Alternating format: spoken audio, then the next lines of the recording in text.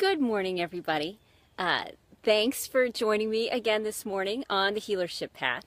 My name is Rita Hickman, and I'm owner of InspireMassage.com, as well as a body-mind expert. My specialty is helping women navigate life by helping them learn about how their body and their mind work together.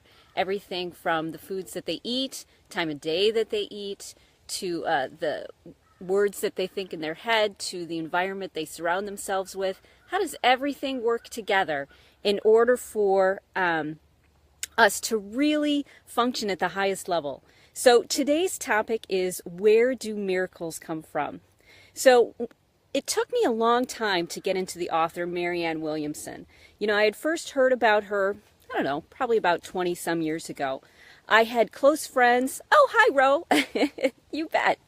I had close friends who were in 12-step programs. And I had, flirted with 12-step programs for a while, too. And I'd always heard about the book A Course in Miracles. And I took a look at it and I thought, oh, this stuff is heavy, man. I can hardly even, get through it. The language is difficult. I don't know if there's, if this is really right for me. So I put the book down for forever, and I knew people who were involved in Unity Church, and I knew people who had been involved in Course in Miracles and having Course in Miracles circle groups and book discussions, and it just was, just not my cup of tea, not something that I wanted to be interested in. So then I was on vacation with my in-laws, and they've got a great library, and I needed something to read.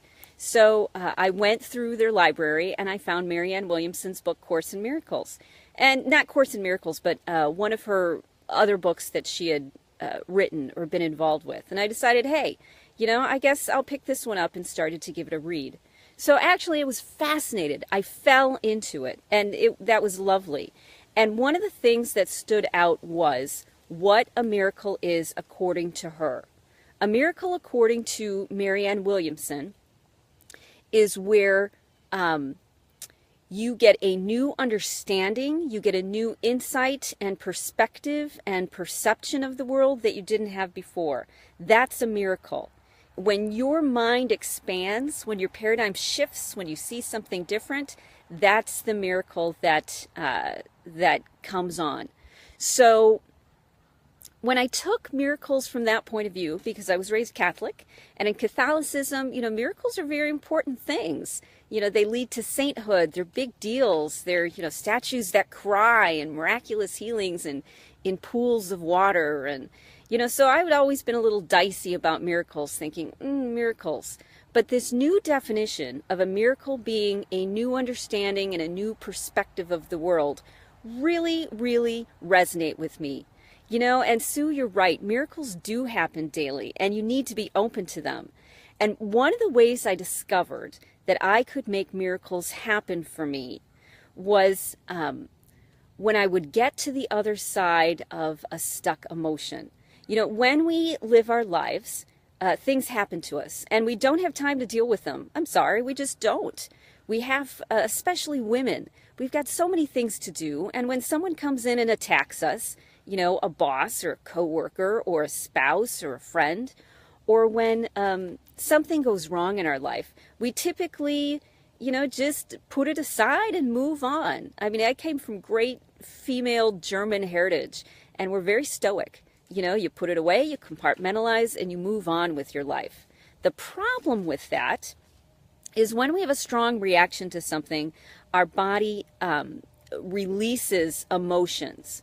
Now, if one of my other favorite authors is Candace Pert, and Candace Pert was a neurobiologist, and she focused on how the body communicated and how they communicated through emotion chemicals. So she really changed the framework of what emotions were. Emotions went from something that, women just had and men had to hide, and they were ephemeral and out there and nobody knew where they came from, to becoming actual physical chemicals that your body releases in response to a stimulus. Similar, do you remember those poison frogs where, if you lick the frog, then you'd get, some sort of high. I ran across that in college. I know. I thought it was hysterical because there was this guy we suspected would, lick frogs to get the high. So, but the frog would create this as a stimulus to being aggravated or irritated. It was the side effect to a trigger. And the same thing actually happens with yeast. My brother-in-law works with yeast, and he's understood and worked with it long enough to realize that there's happy yeast and there's sad yeast, and what environments trigger yeast to create which chemicals and to release which compounds, how to manipulate them. Well, we are no different. As human beings, we're no different than everybody else. When we are triggered, we release chemicals into our body. But because we're so smart and so capable and so functional, we lock down our nervous system, and all of those chemicals then get trapped in our body, and they get absorbed by an organ. They get absorbed by our cells and our tissues. And so when we're triggered, all of those emotions are re-released and irritated into our system, and they turn into big emotional reactions to things which really weren't that big of a deal. I mean, after all, we're not in as big of a survival as a third world country, or we don't have as many challenges as they did 2,000 years ago. We've got different challenges, but our basics are usually met. For most of the time, because of our social structure, we do have food, and we do have housing, we do have clothing, but our bodies still react as if we're in fight or flight, as if we're in a serious part of danger. And so when those chemicals are re-released into our system, we go right back into that danger zone, into our adrenaline going up and our heart beating faster. But because we need to be functional and we need to look like perfect women who never have anything going on, who don't express how they feel, who need to keep all the balls juggled, who need to soothe the egos around us, who need to keep everybody in line, because of that, we take all those chemicals and, we don't flush them out. We don't express them in some way. We don't sweat them out or pee them out or cry them out because we just don't have time or energy to get involved. So those are broken or wounded places in us. Those are parts of us that, could be called a wound. And when those are triggered, it's an opportunity for that wound to be healed. It's an opportunity for us to finally flush those chemicals out of our system so that they don't control us. So here's the interesting thing. When we are triggered, it's in Asian medicine, everything is associated and can be fit into 5 elements. And the elements are wood, earth, fire, water, and metal. So anything you can even imagine, whether it be an emotion, a thought, a belief, an idea, can fit into one of those 5 elements of Asian medicine. So what that means is that a thought is directly connected, directly categorized with a part of the body. It means an emotion is directly connected with a thought and a part of the body. It means an emotion and a thought are connected to a color, connected to a sound, connected to a season, connected to an idea, connected to people, even for our lives. So we've got all of these connections. They're multifaceted, multidimensional. So when you have an emotion, it's not just an emotion. It also brings up a color and a smell, an idea and a belief in a part of our body. So we keep those things kind of locked up and stuck in a little time warp. When something happened to us, we compartmentalizing it. Why, thank you, Ro. It is really interesting. When we compartmentalize it and it gets stuck, it stays in this time capsule of a belief or an idea that we created when we were children, or, when this trauma happened, possibly when our brains weren't even finished developed yet. Our brains don't finish developing into our late 20s, until about the age of 28. So you really are still growing and your brain is still evolving, at least until your late 20s, which gives plenty of time for us to compartmentalize and suppress lots of things that have happened to us. But because it's stuck in that time capsule, it isn't allowed to evolve and to shift and to change into a miracle, into a new perspective, into a new idea, into seeing that belief or that feeling through a new set of eyes, a more mature set of eyes, a more wise and balanced and experienced set of eyes. So we're walking through life. Something triggers us, a thought, a color, a smell, an idea. All of those chemicals get released into our bodies, and until we flush them out, they'll keep circulating and circulating like an orbit. We're stuck in this gravitational pull of this belief or thought. That's, you're there when you're obsessing about an idea, when you can't get your mind off, when you can't focus, when you feel ungrounded, when you feel like you're spinning your wheels and you feel like you're stuck. That means that you are having a reaction. And those reactions, that time warp can last for anywhere from minutes to hours, days, weeks, months, or years, depending upon how much you protect or guard that feeling from being flushed out, from being healed, let's say, from moving on its path. So we can be stuck in an orbit for decades if we let ourselves, because we never really release those feelings. We protect ourselves and walk away from them. We detach and compartmentalize them. So a miracle, according to Marianne Williamson, is when an old belief, an old idea, an old emotion surfaces and we flush it out of our system.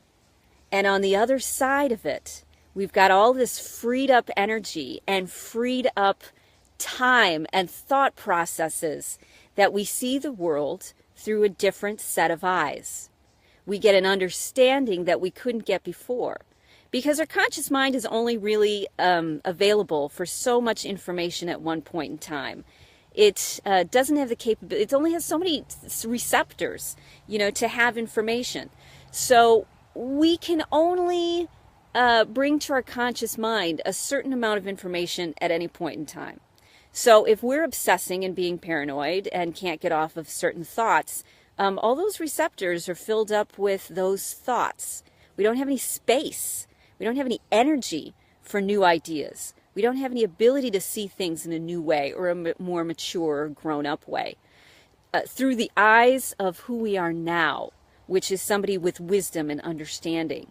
So when those chemicals are released, they flush out of our system.